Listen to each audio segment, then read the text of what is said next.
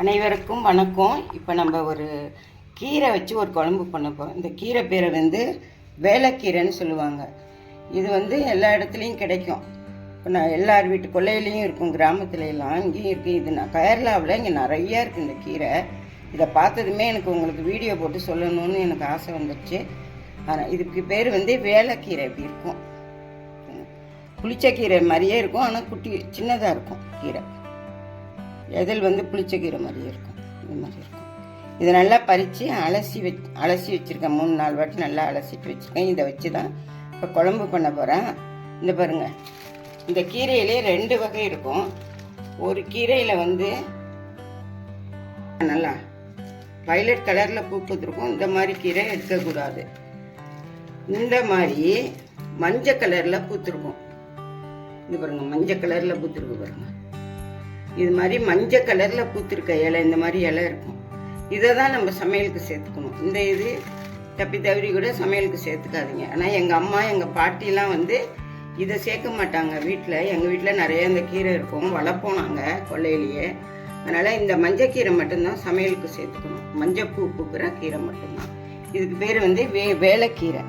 அதோட மாங்காய் தான் போடணும். இது பாருங்கள், இந்த அளவுக்கு ஒரு மாங்காய் இந்த கீரைக்கு நான் போட போகிறேன். இப்போ நம்ம குழம்பு எப்படி பண்ணுறதுன்னு பார்ப்போம்.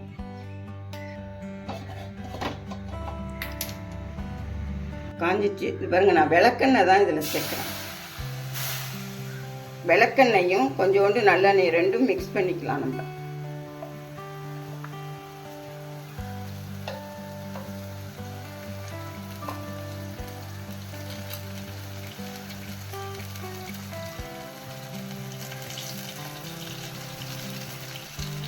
இந்த அளவுக்கு எண்ணெய் சேர்த்துக்கோங்க.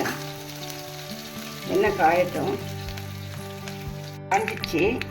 இதில் நான் வெந்தயம், ஜீரகம், சோம்பு 3 கலந்து வச்சுருக்கேன், அதை போடுறேன். இப்போ நம்ம சின்ன வெங்காயம் சேர்த்துக்கலாம்.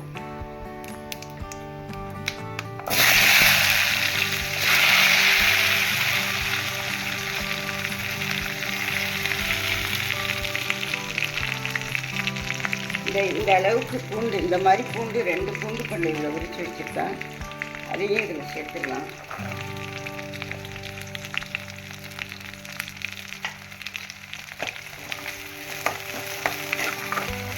இது கொஞ்சம் வதங்கட்டும். அதுக்கப்புறம் தக்காளி, கருவேப்பிலையெல்லாம் சேர்த்துக்கலாம். இது கொஞ்சம் வதங்கட்டும்.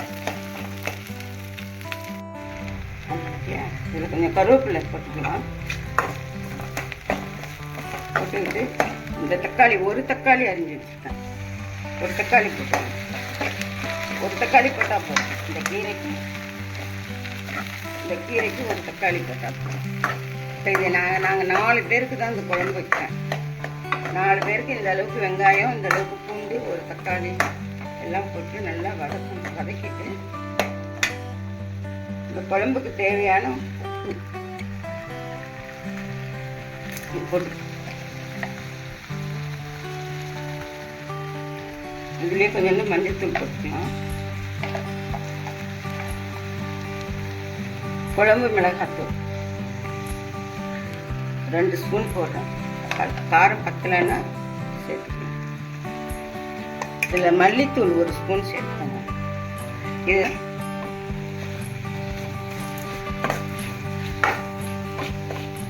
நல்லா அப்படி ஒரு வதக்கலாம். 5 நிமிஷம் மூடி வச்சு நல்லா வேக விட்டுருக்கேன். நல்லா வந்துடுச்சு. அதுக்கப்புறம் இதில் நம்ம இந்த கீரையை போட்டு நல்லா வதக்கணும். வேலைக்கீரை நல்லா அலசியாச்சு. இது எங்கள் வீட்டு கொல்லையிலேயே பூத்து இருந்தது. இந்த செடி நிறையா இருக்குது. இன்னும் நிறையா மருத்துவ குணமுள்ள கீரையெல்லாம் இருக்குது. நான் போடுறேன் வீடியோ ஒன்றுன்னா.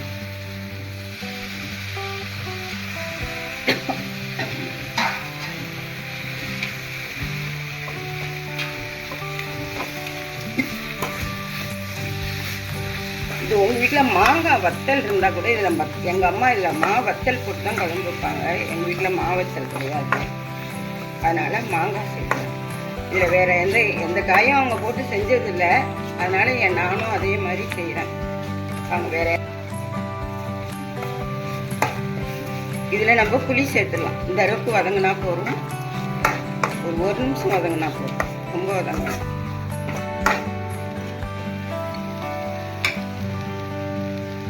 நாலு பேருக்கு இந்த கீரைக்கு தேவையான இந்த அளவுக்கு ஒரு பெரிய எலுமிச்சம்பழம் அளவுக்கு புளி ஊற வச்சு இதை நான் கரைச்சி வச்சிருக்கேன். அந்த அளவுக்கு இதை நம்ம இதில் வடிகட்டி சேர்க்கணும்.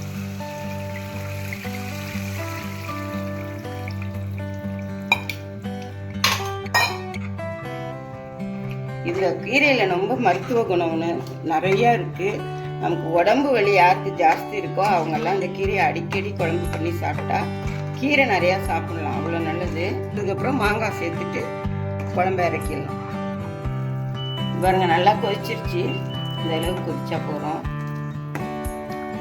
இப்போ நம்ம மாங்காய் போட்டு கொஞ்சம் கொதிக்க விடணும்ல.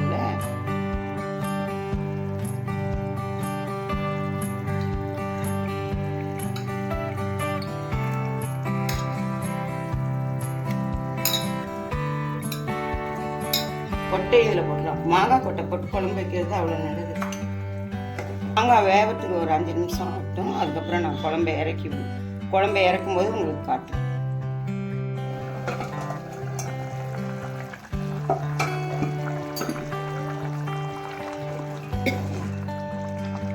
ரொம்ப கரைய விடக்கூடாது மாங்காய். இந்த அளவுக்கு வெந்தால் போதும். அது சூட்லேயே நல்லா வெந்துடும். கரைஞ்சிச்சுன்னா மாங்காய் குழம்பு ரொம்ப புளிப்பாயிடும். நம்மளே ஏற்கனவே புளியில தான் குழம்பு வச்சுருக்கோம். நீங்கள் சாப்பிடும்போது உங்களுக்கு உப்பு தேவைப்பட்டால் கொஞ்சம் உப்பு போட்டுக்கோங்க.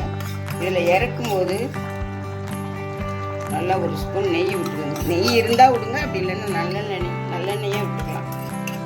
நல்லா இருக்கும். இப்போ நம்ம இதை இறக்கிடலாம்.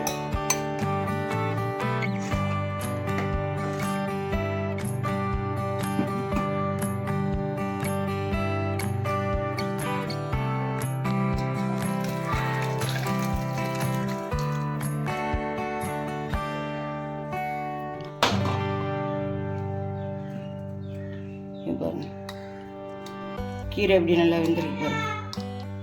இது பூண்டு நிறைய சேர்த்துக்கிட்டு மாங்காய் போட்டு இது வேலைக்கீரை புளிக்குழம்பு. இதுக்கு பேர் வேலைக்கீரையும் மாங்காய் போட்டு நீங்கள் ட்ரை பண்ணி பார்த்துட்டு எனக்கு கமெண்ட் பண்ணுங்கள், ஷேர் பண்ணுங்கள், மறக்காமல் லைக் பண்ணுங்கள், சப்ஸ்கிரைப் பண்ணுங்கள். இந்த குழம்பு அவ்வளவும் உடம்புக்கு நல்லது.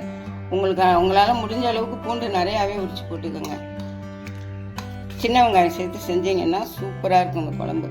நான் தாளிச்சா மாதிரியே விளக்கெண்ணெய் கொஞ்சம் நல்லெண்ணெய் ஒன்று தாளிச்சுக்கோங்க. இறக்கும்போது ஒரு 2 ஸ்பூன் நெய் விட்டுக்கோங்க. உங்களுக்கு நெய் பிடிக்காதுன்னா நல்லெண்ணெயை விட்டு இறக்கி சாப்பிட்டு என்ஜாய் பண்ணுங்கள். உடம்பு நல்ல ஆரோக்கியமாக வச்சுக்கோங்க. உடம்புக்கு ஆரோக்கியமான கீரை வேலைக்கீரை அவ்வளோ நல்லது. இது சாப்பிட்டு எனக்கு நீங்கள் குழம்பு வச்சு ட்ரை பண்ணி சாப்பிட்டுட்டு எனக்கு கமெண்ட் பண்ணுங்கள், ஷேர் பண்ணுங்கள், சப்ஸ்கிரைப் பண்ணுங்கள். வணக்கம். தேங்க்யூ.